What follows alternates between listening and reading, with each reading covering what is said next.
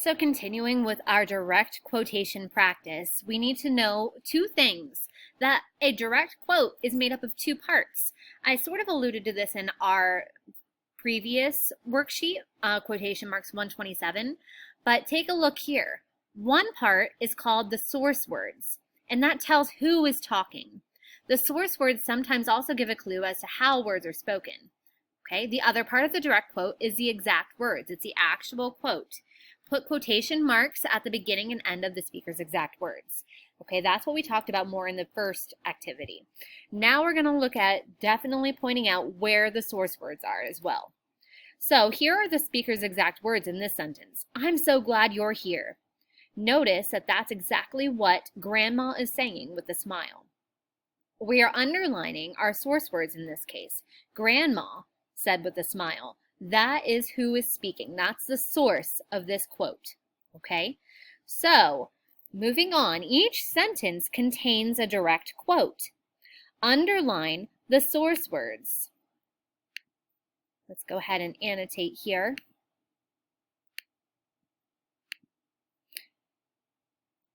Underline the source words.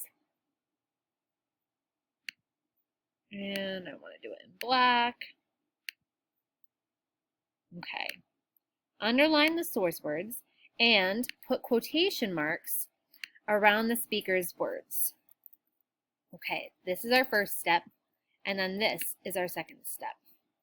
Okay, so take a look at the first one. Exercise is the key to good health, said the gym teacher. What is our quote? What is being said in this sentence? If you said exercise is the key to good health, you are right. And in that case, we need to make sure that we have our quotation marks here.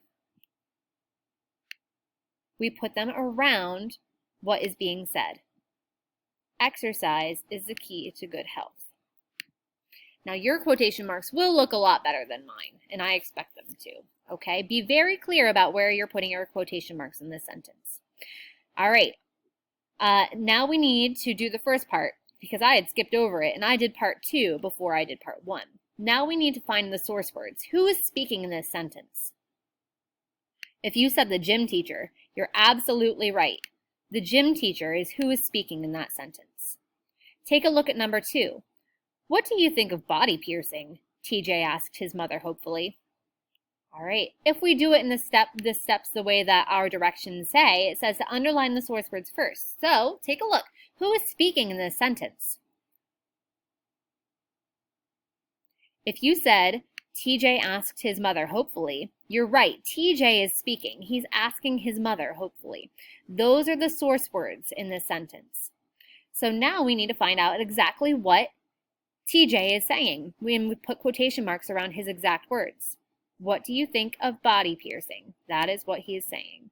So we're going to put the quotation marks around his exact words. I'm just going to do this.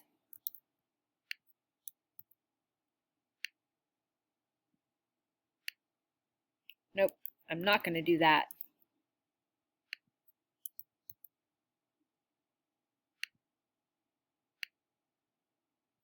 And that's not going to work either. You put quotation marks around here and around here. And obviously it's going to be much easier for you on your iPad, on your Google Classroom screen. Okay, continue down 3 through 10. Have fun.